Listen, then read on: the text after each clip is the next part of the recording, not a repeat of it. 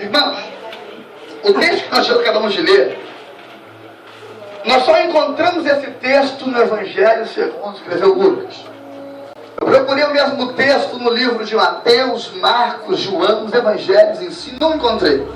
A parábola acerca do rico e Lázaro, nós encontramos somente no Evangelho segundo escreveu Lucas. E algumas coisas dentro desta palavra, dentro da narração de Jesus, despertam a nossa atenção. Dentre as outras palavras que Jesus Cristo menciona na Bíblia, este é o único texto onde a nossa Bíblia coloca por subtítulo o termo parábola, onde Jesus Cristo, ele dá nome aos personagens desta parábola. Em nenhuma outra parábola você vai encontrar Jesus colocando nome nos personagens. E a Bíblia diz que Jesus menciona dois homens, um por um, ele nem menciona o nome, chama de rico, e o outro ele chama de Lázaro. Dentro deste cenário que Jesus Cristo menciona na parábola, nós encontramos também duas coisas que nós não podemos deixar de comentar. A primeira coisa que nós encontramos é a palavra Hades. A palavra Hades, que no grego tem um significado no português de inferno, também encontrado na Bíblia no hebraico por nome de Sheol, lugar de tormento. E quando Jesus Cristo apresenta esta parábola desta maneira, personalizando a parábola, colocando nome nos personagens, mostrando um cenário que desperta a atenção de quem ouve, porque depois de Jesus mencionar que eles haviam morrido, se você ler o texto, você vai ver que há um diálogo, e neste diálogo entre o rico e Abraão, nós vemos que Jesus Cristo também menciona Moisés representando a lei de Deus, e também menciona os profetas, ou seja, de acordo com a narração desta parábola, alguns estudiosos bíblicos chegam até mencionar que na verdade isso não foi uma parábola, mas sim um fato real. Se nós passarmos nesta linha de pensamento, neste raciocínio, cremos que isso não foi uma parábola, e sim um fato real. Logo desperta a nossa atenção acerca de dois elementos interessantes. O primeiro elemento é a vida dos dois homens antes da morte. O segundo elemento é a vida dos dois homens depois da sua morte. A Bíblia vai dizer que havia um contraste interessante nisso. O rico vivia muito bem enquanto estava vivo, o mendigo, apelidado como Lázaro, vivia muito mal. Além de mendigar, ele estava com uma enfermidade, os cães lambiam sua enfermidade, levando a um estágio de humilhação total. E na segundo elemento vai dizer que aquele que na vida estava por cima, agora ele está em lugar de tormento, e aquele que na sua vida terrena estava numa humilhação total, agora ele está descansando no lugar de consolação, no lugar de descanso, conhecido como seio de Abraão. A Bíblia vai nos dizer que o Hades, na verdade, ainda não era o inferno que está reservado para Satanás e seus demônios. O inferno apresentado no Apocalipse como um lago de fogo ainda não foi inaugurado. O Hades, ou podemos dizer o Sheol, ele é um lugar de tormento, ou seja, onde aqueles que morrem sem Jesus, aqueles que morrem se levantar a mão e dizer: eu recebo Jesus como meu Salvador, aqueles que, ou seja, aqueles que levantam a mão e dizem que reconhecem Jesus, mas não vivem uma vida digna de quem serve a Jesus, esses são conhecidos como ímpio. E quando o ímpio morre, ele vai para um lugar chamado Hades, ou Sheol, um lugar de tormento, um lugar de tormento total, mesmo sendo um lugar de tormento, ainda não é o inferno. E a Bíblia diz que aquele que morre em Cristo, aquele que é denominado justo, aquele que é conhecido como justo, ele não vai para o mesmo lugar daquele que morre sem Jesus. Aquele que é conhecido como justo, aquele que viveu a sua vida temente a Deus, servindo a Deus, ele vai para um lugar de espera. Porém, este lugar de espera é um lugar de consolo, é um lugar de descanso, é um lugar diferente daqueles que o ímpio, aleluia, estúpido. Então logo dá para entender que há uma diferença muito grande nisso. E ao ler esta palavra, eu confesso para os irmãos que eu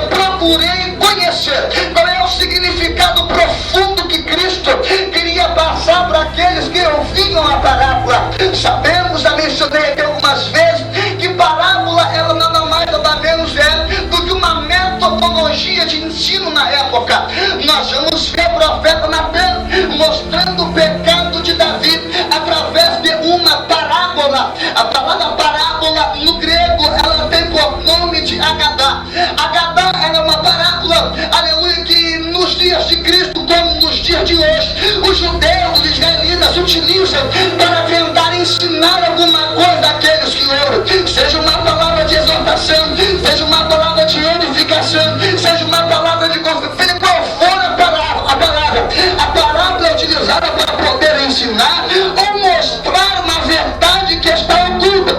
É isso que Jesus está tentando apresentar, mostrar, Francisco, uma verdade que está oculta. E qual é a verdade que está oculta, irmã Elisângela, nos dias de hoje? É a maneira como muitos estão vivendo servindo a Jesus, estão tentando esconder a verdade que Jesus revela, estão tentando esconder a verdade que Jesus quer que nós venhamos viver. Nós nos maquiamos de crente, nós nos fingimos de crente, levamos a vida de qualquer maneira e achamos que vamos para um lugar de descanso. Deixa eu te dizer uma coisa, meu irmão, se você não se enquadrar no que a palavra de Deus quer de mim e de você, nós corremos um sério risco de parar num lugar de tormento. Aleluia! Mas nessa noite, Meu Deus! eu não quero me prender a escatologia bíblica, até porque eu não tenho conhecimento para tal. Meu Deus! Eu não quero me prender ao fato da Bíblia mencionar o Hades, ao fato da Bíblia mencionar o ser de Abraão. Eu não quero me prender, na verdade, ao cenário do texto, nem aos elementos, mas sim a mensagem que Jesus quis passar. Deus! Oi! Aleluia! Glória a Jesus! Meu Deus! E a verdade que Jesus quis passar é essa. Existe uma diferença entre o justo e o ímpio. Existe uma diferença entre aquele que serve a Deus e o que não serve. Jesus queria mostrar para os judeus que estavam ouvindo aquela palavra que o ímpio recebe o seu galardão em vida. E o justo amontoa pessoas no céu. Os atos de justiça de um ímpio, na verdade, ele recebe o seu galardão enquanto está vivo. Eu não sei se aqui nesta noite tem alguém que não recebeu Jesus Cristo ainda, mas talvez você pense: eu não bebo, eu não fumo, eu não faço mal a ninguém, eu não roubo, eu não mato, eu não tiro a vida, eu sou bonzinho, sou bom de coração, eu ajudo as pessoas, eu sou um cara legal. Você pode até pensar desta maneira, mas enquanto você estiver vivo, tu vai receber o galardão por esses atos de justiça. Mas depois que você morrer, se você não estiver com Jesus Cristo de Nazaré, se a tua vida não estiver nele, você não tem direito a entrar na mansão celestial. Meu Deus! Aleluia! Glória a Deus! É forte. Então, subordinado a este texto, eu posso tematizar esta mensagem com o tema diferença entre o ímpio e o justo. Se nós observarmos o versículo 19 e o versículo 19 e o versículo 20, Jesus apresenta os seus dois primeiros personagens.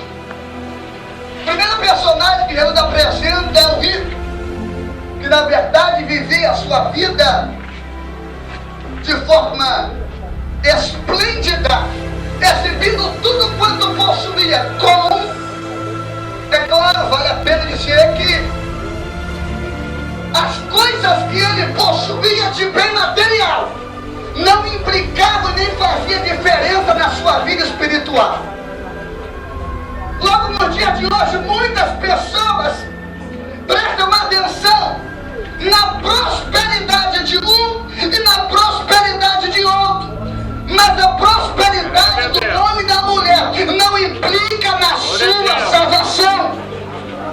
Meu Deus! E logo depois Cristo apresenta um homem que é conhecido como mendigo.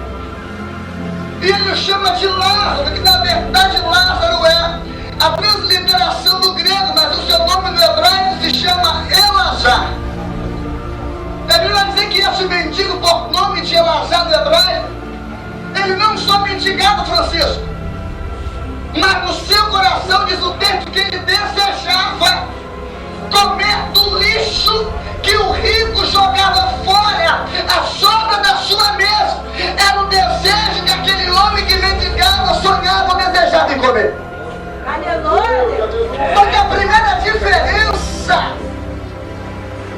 em que eu me encontro, talvez por muitos não chame a atenção, mas a minha chamou, não está na qualidade de vida material dele, mas sim na qualidade de vida espiritual. Vou te mostrar.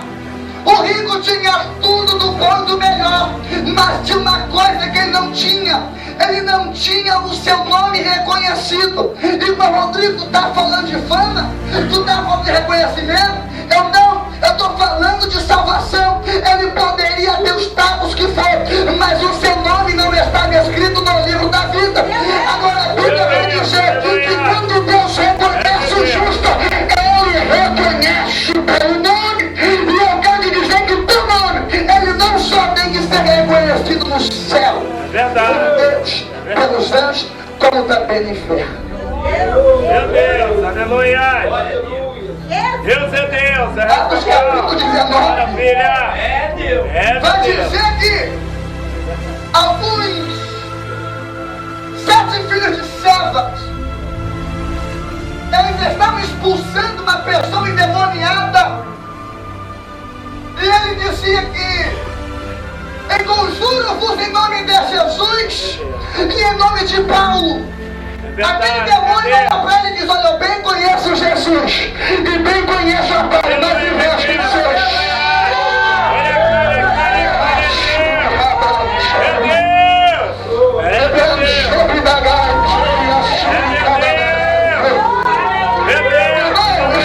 Vou te dizer, tem muita pessoa preocupada com o seu nome aqui na terra, preocupado com a expectativa que ele causa quando ele chega no mundo material, no mundo físico, mas a nossa preocupação é com o que Deus faz a meu respeito, a teu respeito. A preocupação é com o que o diabo age no respeito, a teu respeito. O teu nome tem que ter valor.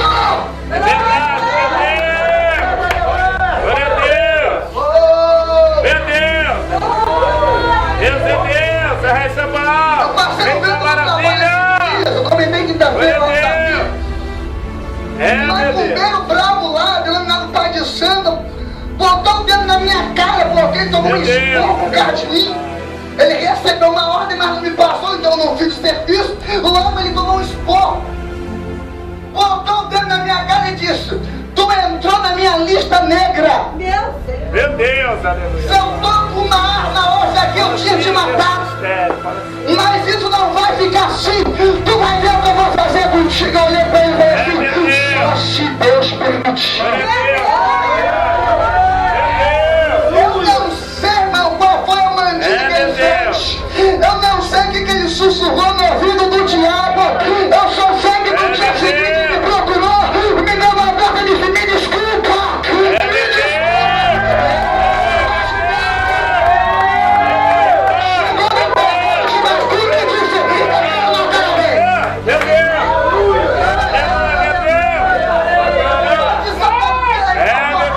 Quem tu quer matar, que eu vou matar agora. Meu Deus. O nome dele é Rodrigo Freire da Silva. O camarão da luz e a dona hora, impressionante. Essa eu não posso tocar. Escolhe lá.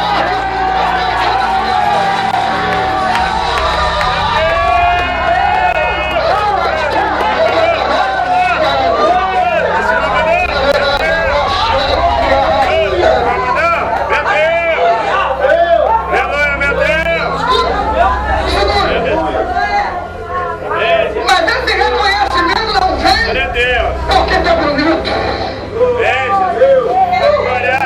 Esse reconhecimento não vem porque os seus olhos são bonitos.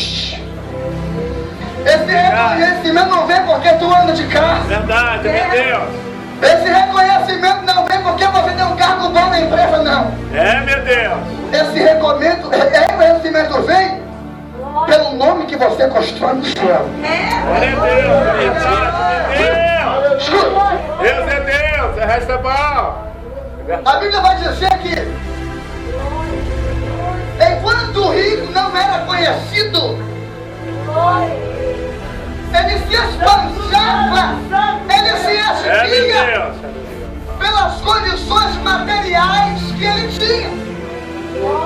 É meu Deus. Aleluia. Da glória. Eu vou conjecturar dizendo, quem sabe ele não tinha um problema, ele ia lá, utilizava o seu nome e mandava chamar o deputado da área e disse: olha, eu estou com um problema assim, assim, assim. O meu carro foi preso no Detran, não tem como pegar. Vai lá e me ajuda. É meu Deus. Aí, Aleluia. pela autoridade do nome, ele foi lá resolver. Mas se você vê como funcionou o esquema, funcionou de maneira errada.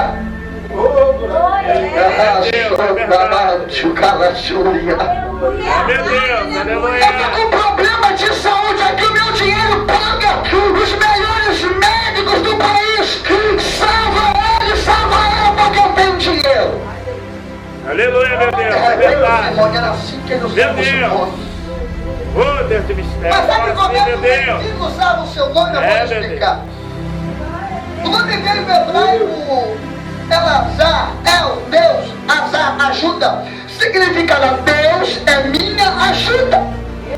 Então quando ele passava necessidade, ele descansava em Deus, sabia que Deus iria dar vitória, não precisava pegar dinheiro da agiota. Não precisava. Glória a Deus, é verdade. Quando a batalha estreitava para ele, ao invés de ele pedir ajuda para o ímpio resolver seu problema, ele decidia confiar em Deus. Glória a Deus, aleluia. Meu Deus. As atitudes que você toma diz o nome que você tem. As atitudes que você toma constrói a tua identidade com Deus. É, meu Deus. A forma que você vive constrói a credibilidade que você tem com Deus.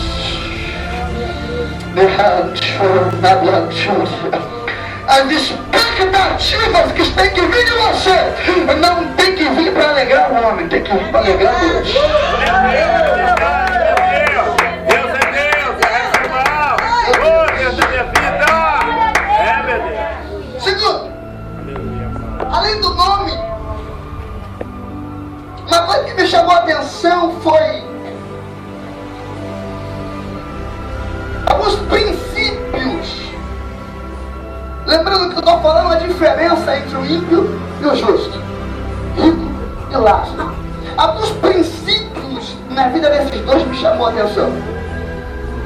Na vida do rico, ou melhor, quando eu falo a palavra princípio, ou no plural princípios, logo identificamos que a palavra princípio ela pode ser identificada por duas maneiras. A primeira forma de você identificar a palavra princípios é quando você entende que o significado de princípio é regra de conduta ou maneira de viver. A forma como você vive aqui na terra vai dizer onde você vai viver depois que você morrer. Meu Deus! Meu Deus. Jesus! A Bíblia diz que quando o rico morre e chama Abraão para um diálogo, Abraão chama ele de filho. É verdade.